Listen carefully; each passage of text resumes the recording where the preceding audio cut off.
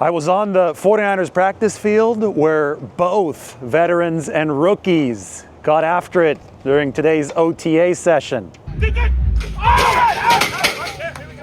Sled's popping for Romelo Height, rookie defensive end, and Osa Odighizuwa, trade acquisition, veteran defensive tackle. Chris Kocurek doesn't often pair up D ends and D tackles in that drill, but this time he did, working on the 49ers get off. We also saw some pretty deep passes from Brock Purdy and from Curtis Rourke.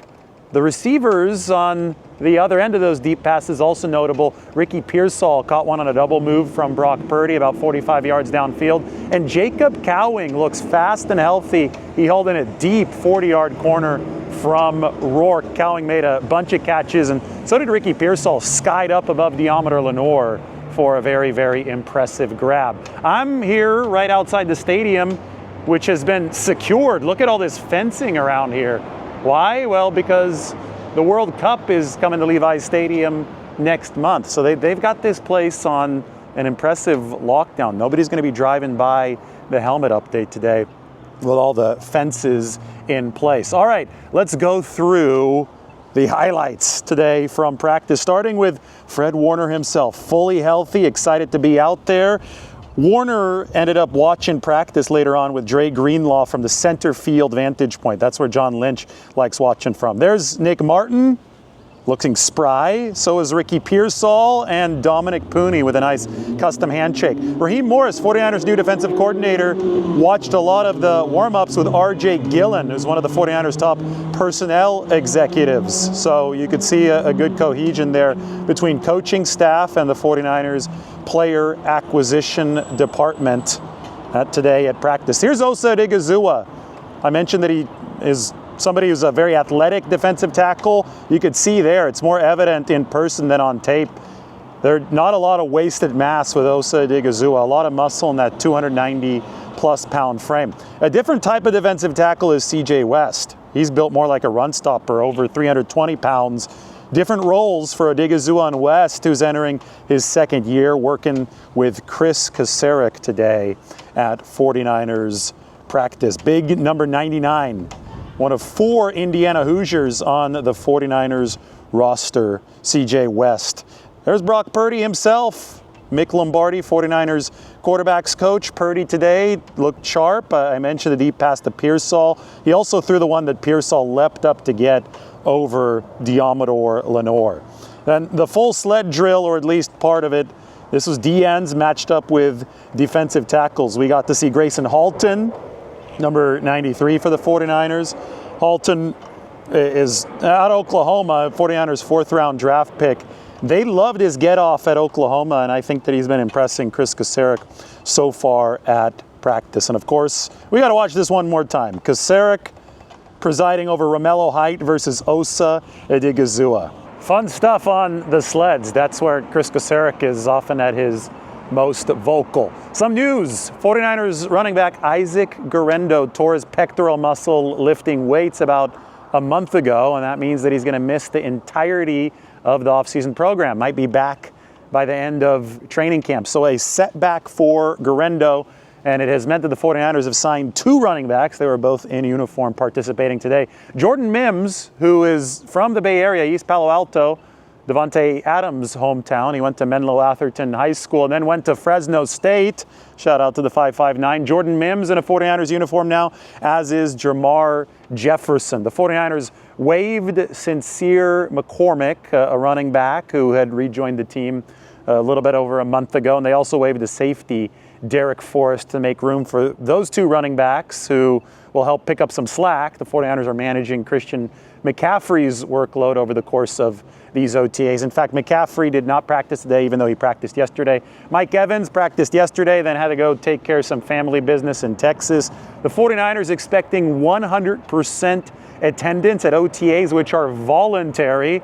The only player who has yet to report is Trent Williams, but Kyle Shanahan expects Trent to be in the building next week. I talked about Jacob Cowing impressing. I thought that Jordan Watkins also had a nice productive day today. It's always hard to read into OTAs. The 49ers ran 7-on-7 ball. They also ran some 11-on-11 periods, but it is more of a glorified walkthrough. It's a walkthrough at a faster pace, right? The pads aren't on. So anybody overreacting to OTAs isn't really looking at them correctly. But what we can gauge is the physical condition of some of these players, just the attitude of some of these players. Ricky Pearsall, for example, he might be a man on a mission. He made that catch. He soared high up over Diamondo Lenore, grabbed the football, and then spun the ball after. He looks locked in and focused. And so do the other 49ers, two young wide receivers who I'm talking about, Jacob Cowing and Jordan Watkins.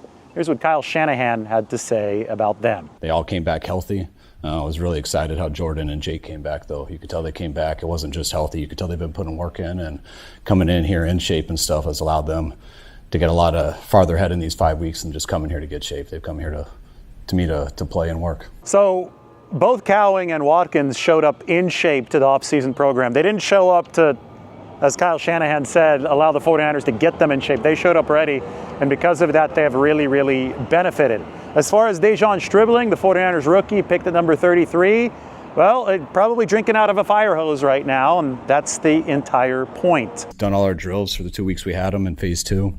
It's been awesome in the meeting rooms, works his tail off, and it's been good to watch him in 2 practices, but that's what they're going through right now. We throw a ton of stuff at them. They usually do good the first couple of days. They usually melt the second week, and they usually come back in training camp a little bit better for it. Today at practice, the 49ers really wore out the running backs with running pass patterns. And Christian Kirk, a receiver, even caught a screen today. That could be a good sign for the 49ers, who I don't think have run enough screen passes over the course of the past 2 years. It got a little bit more frequent last season, but 2024 was woefully low on screen passes. And you look at Kirk, somebody who ran some very fast GPS times last year. I think somebody who's upgraded the 49ers team speed. You could see him as a weapon at all different parts of the field, but just because you see a guy who's fast, don't automatically assume it's going to be deep passes galore. They can also help in the short game. But as far as the running backs went, we saw both Jordan James and Kaelon Black, the rookie out of Indiana, catch a lot of passes out of the backfield today. Black is someone who didn't catch a whole lot of passes at Indiana, but then impressed with his route running ability at the Senior Bowl. The same out patterns that we saw at the Senior Bowl from Kaelon Black that generated a lot of separation. He caught one today from Brock Purdy on a nice outbreaker.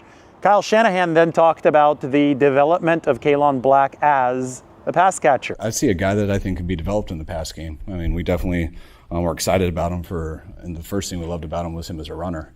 But we've gotten a lot of guys here who didn't start out great in the pass game, have the skill set to do it. They just haven't worked at it that much. And I know JP was like that. I know Elijah was like that.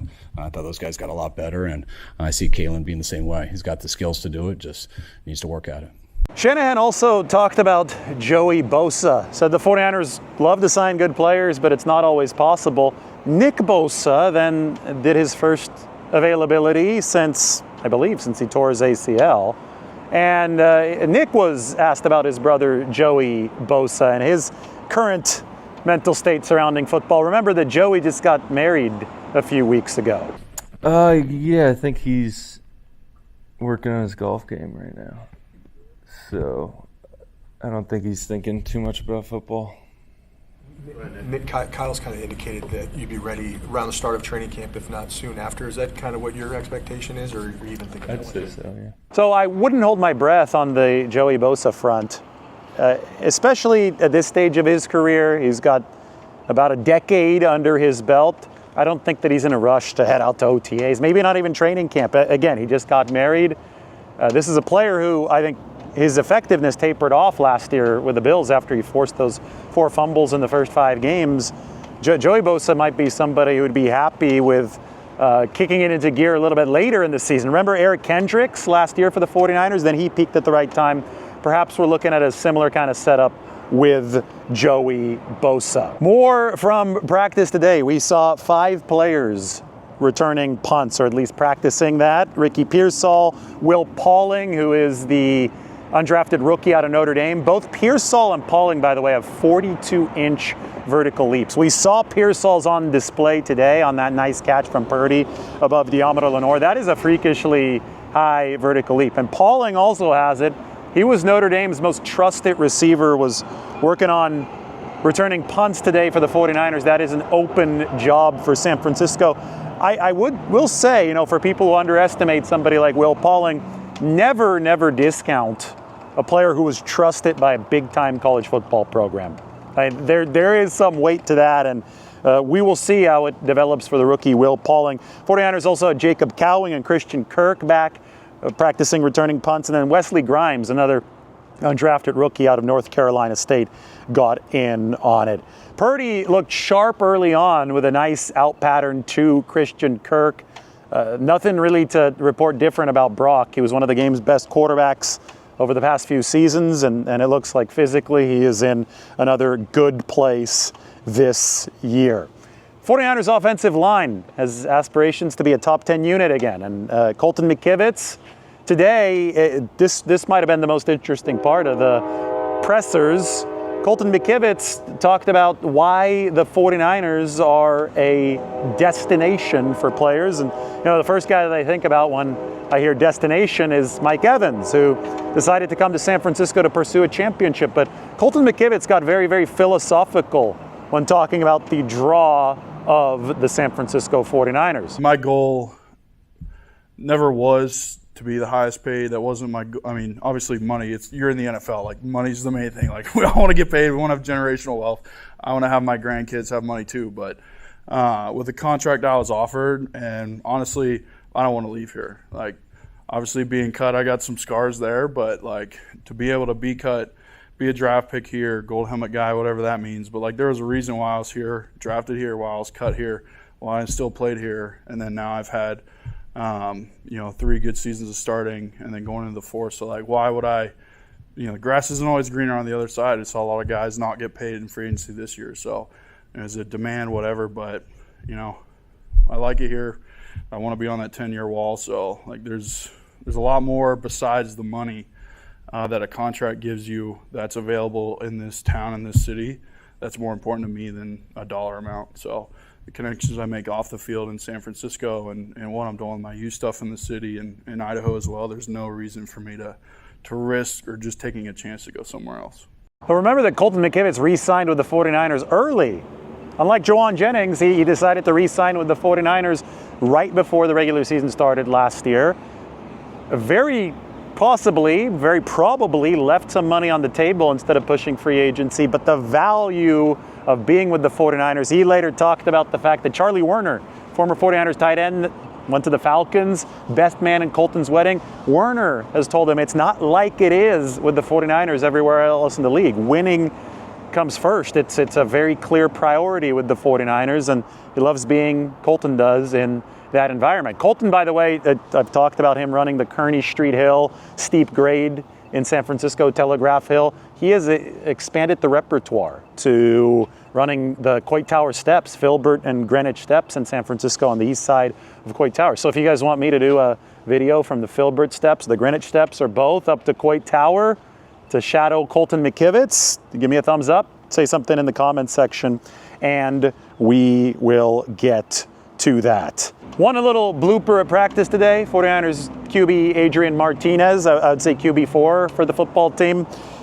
behind Purdy, Mac Jones, who, by the way, Mac Jones was at the start of practice, but then his shoulder was sore, so he didn't throw today. It was minor, so it gave Curtis Rourke and Adrien Martinez more work, but Adrien, number 4 on that list of quarterbacks. There was a botched exchange between him and Jordan Mims, the running back whom the 49ers just signed. Unclear whose fault it was. No picks, though, no fumbles. Obviously not a contact practice for the 49ers today at OTAs. We heard from Dre Greenlaw for the first time since he's returned back to the 49ers. He doesn't regret signing with Denver last year, thinks it's part of the journey, but definitely happier with San Francisco than he was with Denver. It seems like he's chomping at the bit. Dre Greenlaw brought a football with him to the lectern, and he was tossing the football around or moving it around with his hands as he was speaking, and he knocked the mic sock right off of the football. So I think Dre Greenlaw excited to get back in action for the 49ers, and I'm sure we'll hear much more from him over the course of this season. As I said, he was watching with Warner and Lynch and Raheem Morris, the new defensive coordinator, from that center field vantage point.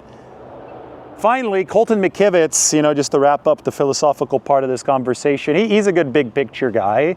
And, the 49ers have added a lot this offseason. It's been more of an offseason of outside adding than the one before, where the 49ers had to really clear the forest and, of course, embrace a youth movement. So that's been fun for Colton McKivitz. And, everybody said, well, the 49ers might be ahead of the curve, right? Because they won 13 games, including a playoff game last year, despite the fact they had to retool a lot of things, despite the fact they had to take a lot of their salary cap medicine. Well, somebody asked Colton McKivitz, do you believe that this team is ahead of the curve? And he had a good answer. He said, are we ahead of it?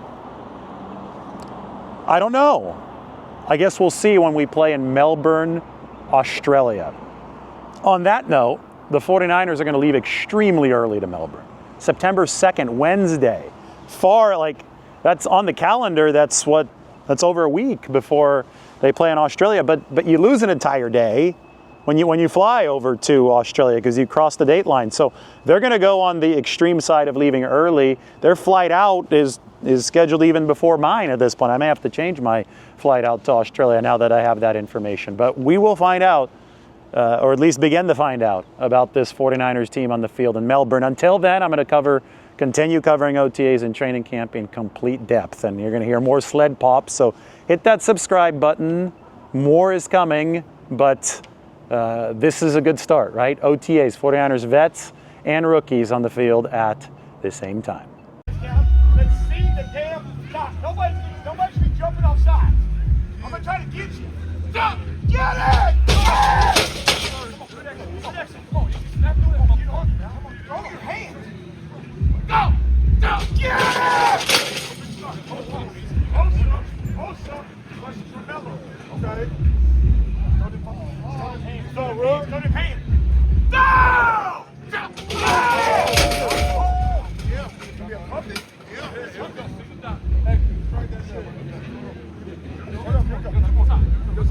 See the top. See the top. See the top.